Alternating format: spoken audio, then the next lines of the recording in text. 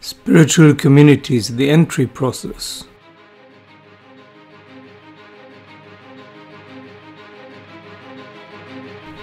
Good morning, this is Wake Up with Chris speaking, and this video is the third part of the Spiritual Communities series, this time about the entry process. If you want to join a spiritual community, or if you have or are part of a spiritual community and others want to join, there's usually a kind of entry process, a necessary process to screen for people who really fit to the group.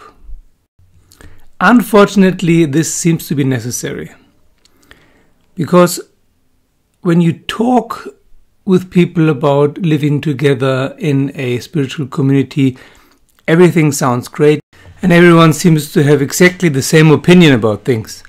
But once you're living together, it's very similar to living in a student's flat, where there are the usual problems: who cleans the bathroom, who cleans the sink, who steals food from the fridge, and who is loud in the middle of the night, and so on. Some people think a spiritual community is a free pass for everything, where they can do everything they like, even if it impinges on others. Well, this is exactly not the thing. If you're mature and in a state of being, then you automatically don't do things that are harmful to others. Not out of a bad conscience or something, but you just don't do it. Usually. There are exceptions. Once you're awake, your character, your personality doesn't change really. You don't take it seriously anymore, but it doesn't change so much. The changes only start in the love phases and later in enlightenment. But a bunch of awakened people are very difficult to live with. They're usually very, very individualistic and just want to do their own thing. They got the taste of freedom and then they want to live it to the fullest, even if it's bad for all the others around. Or they need this recluse thing. They need this, that they don't have to do anything. So then they're also useless in a community, because usually in a community there's work to be done. And if someone just wants to sit in his or her hut and meditate or roam through the forest, this is nice, but it doesn't really help the building of the community. Others think they don't have to stick to decisions that have been made. Or others get bossy or start manipulating and so on. The usual stuff happens because the egos are still there. Awake means the ego is still there. It's just not so much in the driver's seat anymore, but you still need further stages to really let go of the ego. Or some people who are in the love stage already, they can be very religious or very dogmatic or very flamingo, fluffy-duffy like. Yeah, everything is fine, you don't need any decision making, everything will be sorted out by the divine. And it will be, but it can still be hell until that time. But the most important thing why you need a screening process and a decision-making process. We'll talk about the decision-making and the exiting process later. Both are necessary as well. Now it's only about the entry process, because there can be problems avoided by having such a screening process for people who want to join the community. Even if it's very uncomfortable for the people who go through this joining entry process. It should not be some kind of hazing, of course.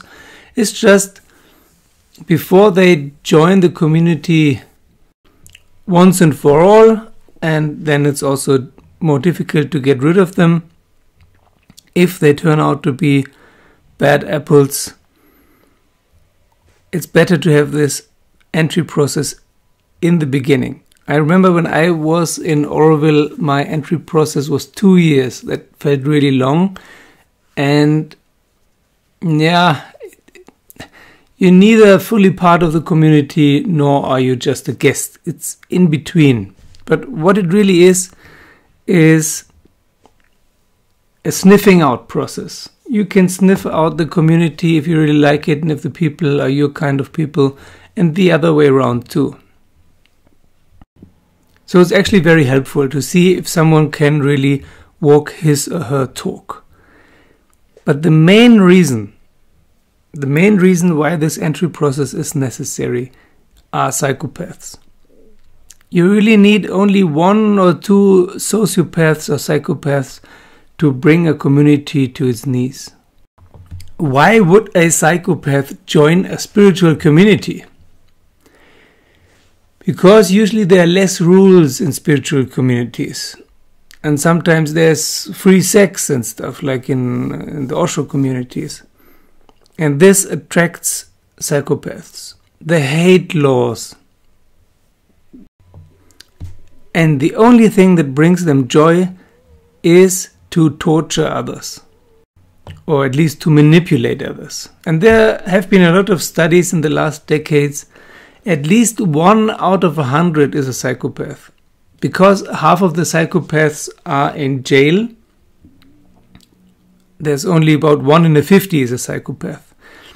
And there are certain jobs like politicians and the business world where there are more psychopaths than in other job fields.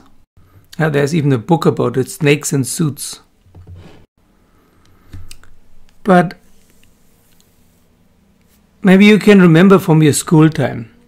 Maybe you were in a class of 30 pupils, and at least one of them was really, really weird and kind of evil. Those are psychopaths in the making. In a group of 30, the probability that there's one psychopath is already pretty high. In a group of 50, there's almost always one. In a group of 100, there's at least one. So depending on your community size, the larger the community gets, the higher the probability that you will attract a psychopath who wants to join to wreak havoc. To play, yeah? To a psychopath, everyone else are sheep, and he or she is the wolf. They have no remorse, no bad conscience, no conscience at all, no regrets. They just like to torture people. And of course it doesn't have to be like in the movies that is a weird serial killer. Yeah? This is very, very rare. But just someone who loves to manipulate, who lives for manipulating others and to create disharmony, to create discord. This is enough to bring real trouble to a community, and this is why the entry process is necessary, unfortunately.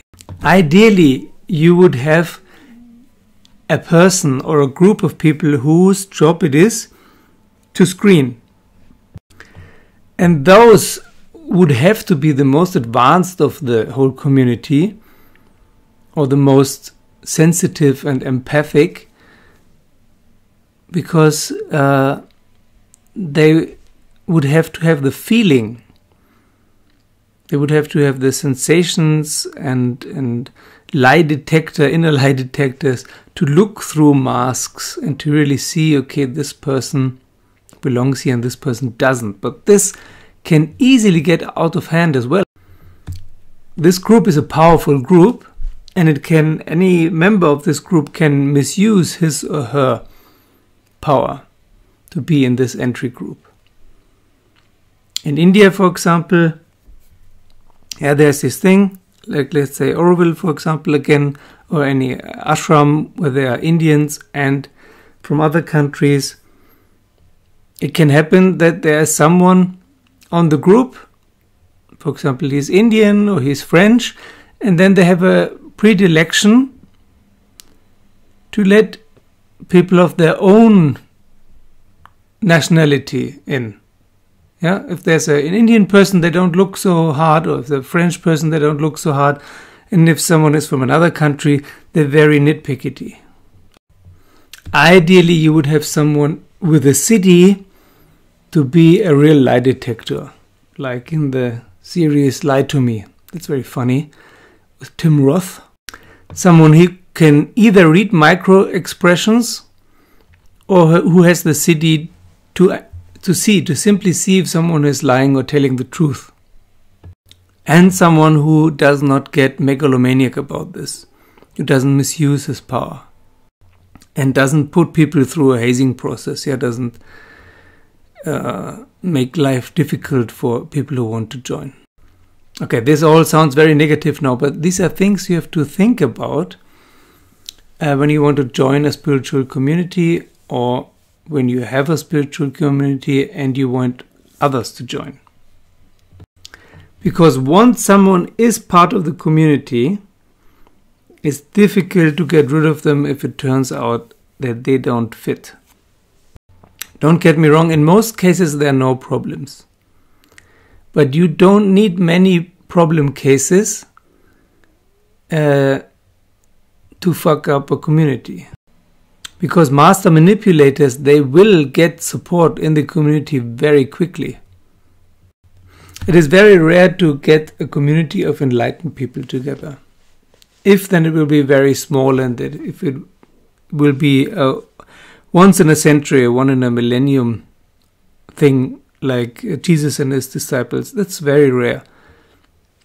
Most people who want to join a spiritual community are either awake, but not further than this, or they're mini-awake.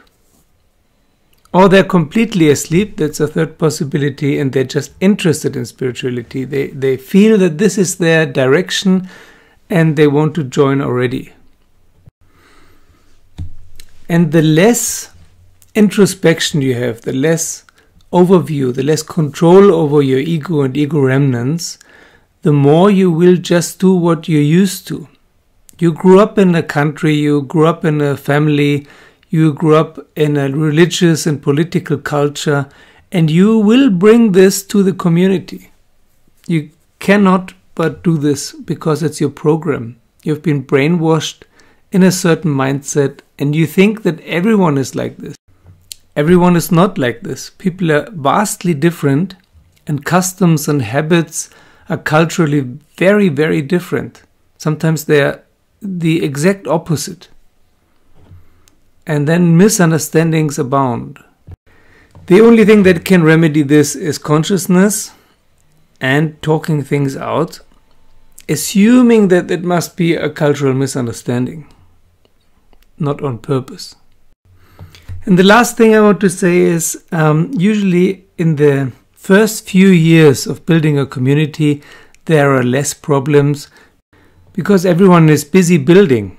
You're renovating houses or building halls and organizing the food or the agriculture, whatever you're doing there. It's all still in the first few steps, and those are the ones that need the hardest work and the most commitment, the most group and teamwork. And this will just be the focus of the whole thing, and that's why it will work. Once pauses and luxuries start to happen, and it's not all about work anymore, if working together is not so necessary anymore, then the trouble starts.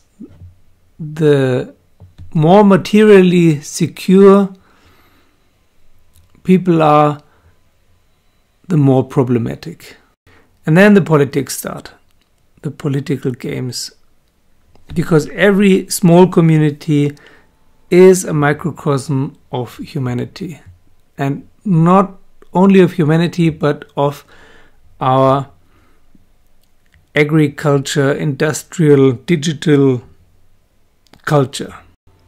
A community would be very different if it were a lot of native people from different tribes. They would also have problems because they're from different tribes and from different continents or whatever, but it's a different culture.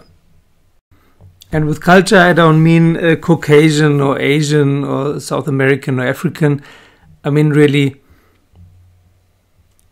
so-called civilized culture versus so-called pre-civilized culture.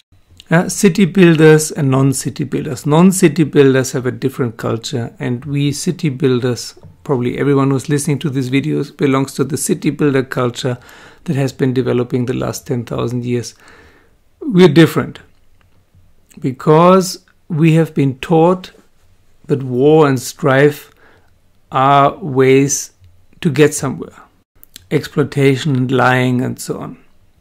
This is very common, and all this we will also bring into any kind of spiritual community. May it be as spiritual as possible, but we will still bring this baggage with us until everyone is enlightened and have never seen such a community. Usually in spiritual communities there's one person who is enlightened and the others are maximum awake. There's lots of goodwill, but lots of deep sleep as well. Goodwill is unfortunately not enough. You need to be really able to let go of your desires and fears. And because most people are not able to do this, as we can see now also during this crisis, friendships and even relationships break apart because people have vastly different opinions about how to deal with this current crisis and if it exists at all and so on. Discussions like this are happening in spiritual communities all the time because you're always working on the core. It's not just about living together and growing some corn and some chickens and being a little bit more independent.